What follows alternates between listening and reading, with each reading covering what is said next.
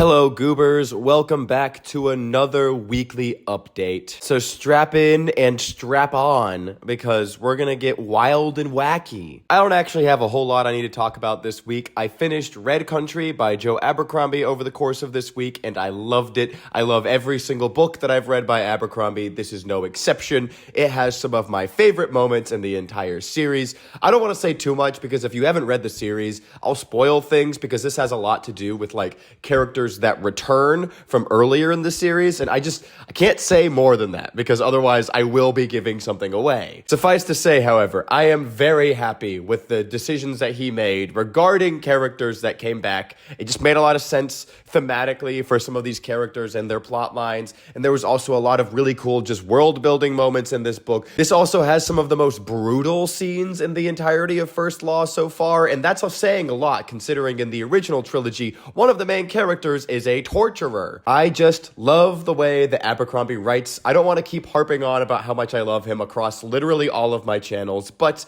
I can't help it, okay? Also, if you're one of those people that's picking up First Law right now on my recommendation, I highly recommend don't just read The Blade itself. Read at least through the second book before they are hanged, because book one is a lot of just like dialogue and setting up characters and setting up things in terms of the plot that you don't really notice until later on. I don't want to say more than that. But book two is when I feel like things started to really come together and the plot started to move along in a way that felt more meaningful. The reason I say that is that a lot of the events of the first book get recontextualized once you finish the series. So there is a lot of plot movement going on, but it's not necessarily very apparent when you're first reading it. Anyways, I figured I should give that caveat because I have been talking about Joe Abercrombie quite a bit, and I'm starting to get comments on my TikToks and stuff of people saying they're starting the series based on my recommendation, which makes me very happy. But you need to go in with the expectation that it's not going to just be book one, you're hooked, and it's like the best thing ever. Because I remember finishing book one and thinking to myself, that was good. That was good. Now it's a 5-star read for me. Now that I've read more of his books and I understand what he was doing in that book, it's a 5-star read for me. But it wasn't really until the end of the original trilogy that I realized how much of a genius he is. And then I looked back and I was like, oh, he was a genius from the beginning. I just, I wasn't picking up on some of the stuff. That's enough about Joe Abercrombie, though. After I finished Red Country, I went way off track on my TBR and I started reading The Sword of Kaigen. Guys, this book is so good. It's so good. It's as good as everyone told me it was going to be. I will say, okay, so I'm about halfway through now, and I will say there was just like this major event, like huge event. I actually just got emotional for the first time in this book. I'm only halfway through this book, and I have literally no idea where it's going from now, especially because of what just happened. I genuinely don't know what's going to happen now. I have no clue where the plot is headed at this point. But I have already been shocked once. I definitely did not expect what just happened in the book to happen. Again, not going to say anything more than that because of spoilers, but it was not the direction I assumed the story was going at all. The biggest strength of the Sword of Kaigen so far is definitely the fight scenes. The magic system is super interesting. I don't really know how to explain it. It's like the main character and his family and whatnot, like they come from this certain area of the world where they can like use ice to fight people. So like they use like ice spears, ice walls, ice spikes, all sorts of cool stuff like that.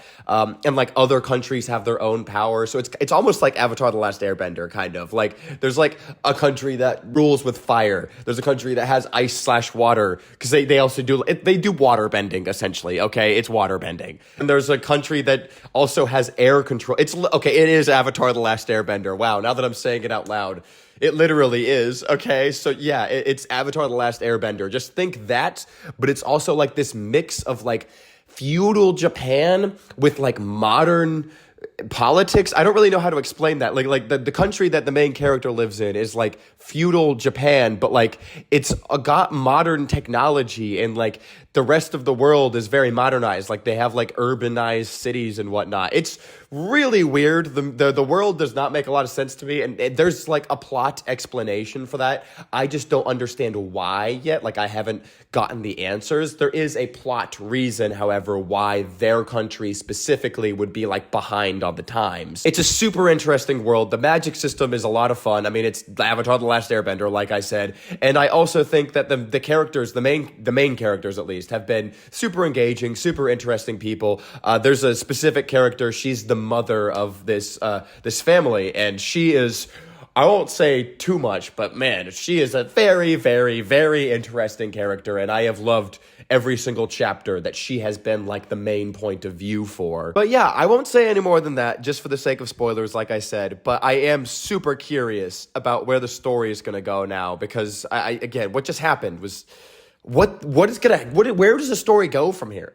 Whatever, it doesn't matter. I'm going to find out. I'm already halfway. I've only been reading it for like 3 days, so I'll probably finish that book pretty soon. And once I finish that, I have committed. I'm going to start Throne of Glass. I'm trying to decide where to start. I keep getting different recommendations from different people. I talked about this on my TikTok, and I got like a million people say, you need to start with this book. Oh, but read this one first. Actually, read this one first. It's sort of like the Brandon Sanderson thing where everyone wants you to start at like a different place, except for this is all for one series. Brandon Sanderson's is like, which series do you start?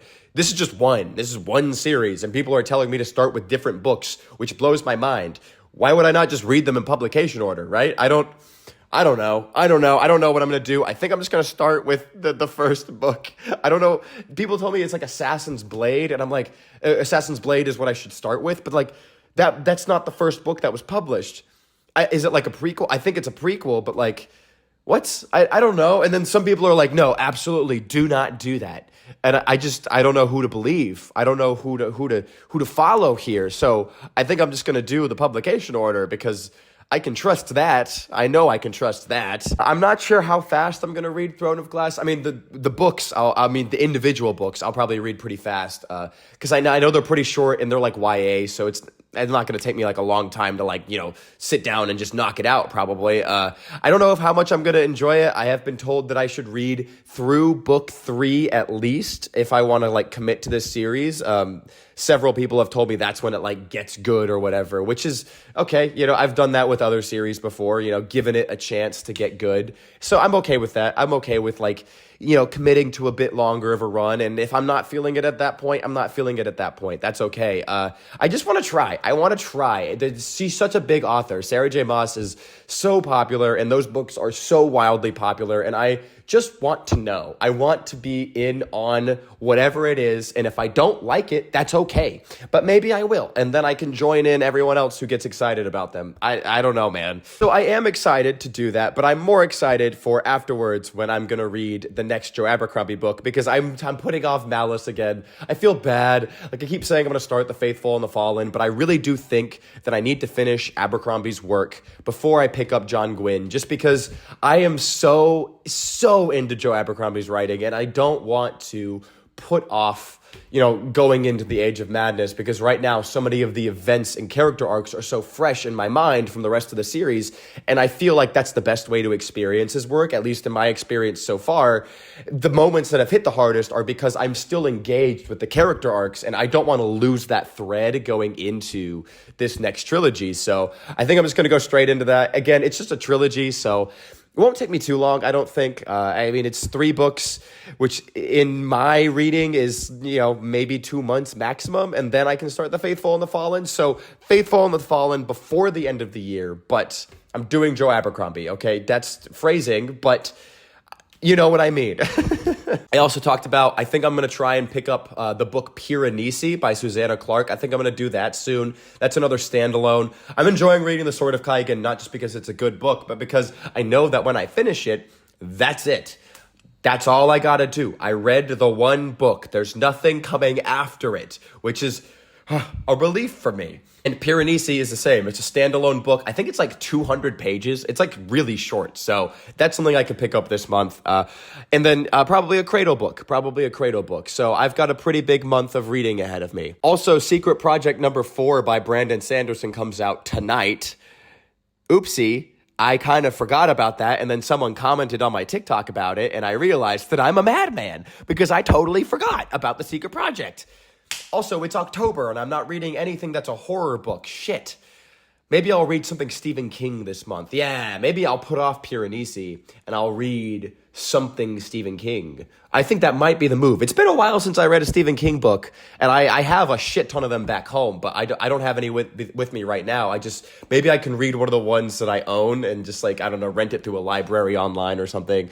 That would be a nice way to do it. I'm trying to like, because right now I don't have my physical books because I'm living overseas, so I'm just kind of working with what I can get, and maybe I should start using like the online library to like access books that I have at home that otherwise I would be reading in physical form, which is really sad to me. I do miss reading paperback books. That's something I've missed quite a bit, actually. I don't know about you guys. There are advantages to the Kindle. I'm not going to deny that, okay? It is super handy to be able to carry it with me anywhere, and it's just this foldable. I mean, I read on my iPad, but, you know, being able to carry it with me everywhere, and like a book I'm reading right now is 600 pages, and it's just this tiny little sliver of a thing because it's a Kindle instead of this chunky book. But there's just something about holding a book and flipping a page and seeing your progress physically change in the book and smelling the book, all of those good things, putting on your shelf when you finish. There is nothing like it, man. There's nothing like it, and I miss it. But alas, I have dug my hole and I must live in it. Ooh, also, in non-book related news, I watched a movie this past week called Past Lives. I had heard good things about this because it premiered at film festivals earlier this year, and I'm a big film nerd. I haven't been as big of a film nerd recently, like the past year, as I used to be, but I still keep up with like the big awards movies and like the indie darlings and whatnot. And this movie was getting rave reviews, and it was showing at a theater near me last week, so I went and saw it.